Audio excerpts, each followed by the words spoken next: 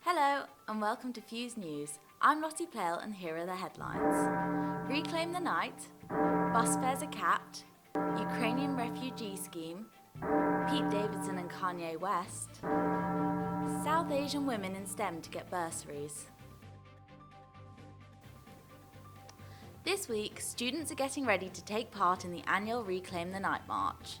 Reclaim the Night is a campaign against sexual assault and gender-based violence, and this year students are marching to provoke change to increase support and protection for sex workers across Manchester.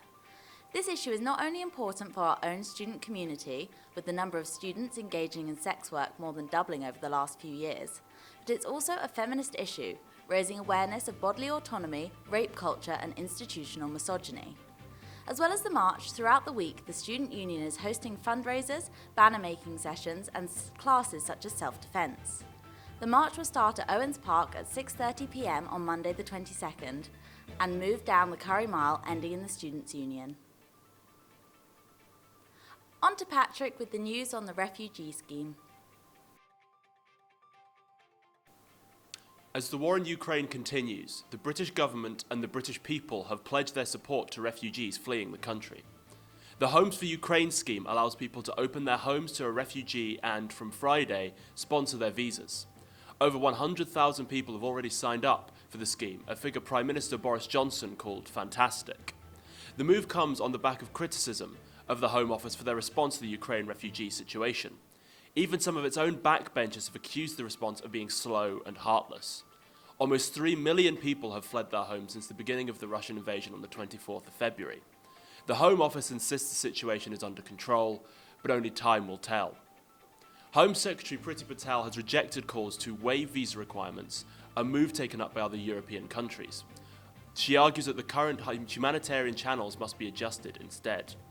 In the meantime, however, a massive outpouring of support for Ukraine, average people opening their hearts and their homes. On to Georgie with the news about bus fares. As part of a greater plan by Andy Burnham to create a fully integrated public transport system for Greater Manchester, the Mayor has imposed a £2 cap on bus fares for a single journey. Last week, the High Court dismissed a legal challenge brought by bus operators Stagecoach and Rotala against the reforms put forward by Greater Manchester Combined Authority. Previous to winning his battle with the private bus companies, the Mayor has said that people need to be able to get to where they want to go without having to spend as much as £4 on a single trip. This is a stepping stone for a greater reform which could allow passengers to finally be freed from a fragmented system involving more than 830 services run by 30 operators with 150 different ticket types. The new franchise model decided will mean that private companies may continue running services, but the local authority will have a regulating power.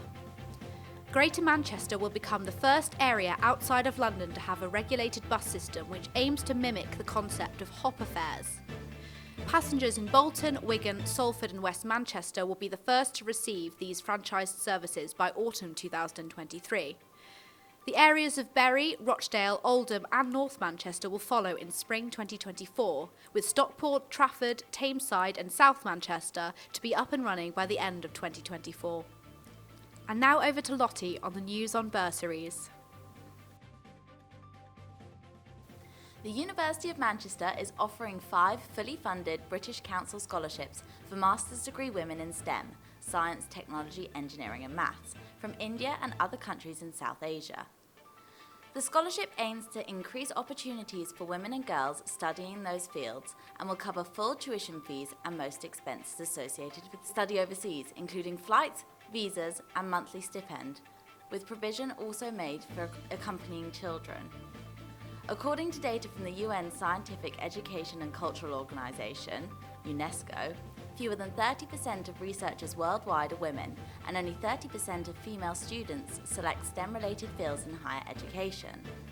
Globally, female students' enrollment is particularly low in information and communications, technology, 3%, natural science, mathematics and statistics, 5%, and engineering, manufacturing and construction, 8%. On to Patrick with the news about Pete Davidson and Kanye West.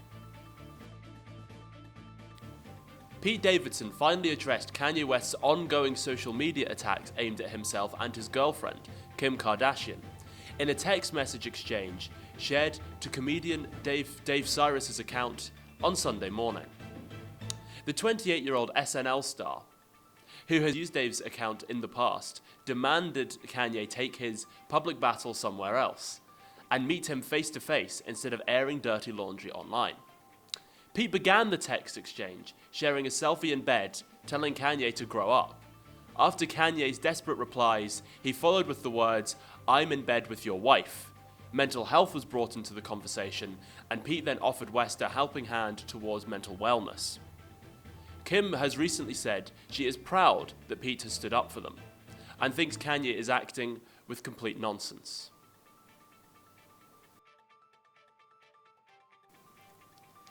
Thanks for watching Views News. I've been Lottie Plale. I've been Georgina Sockett. I've been Patrick Whitefoot. Happy St. Patrick's Day!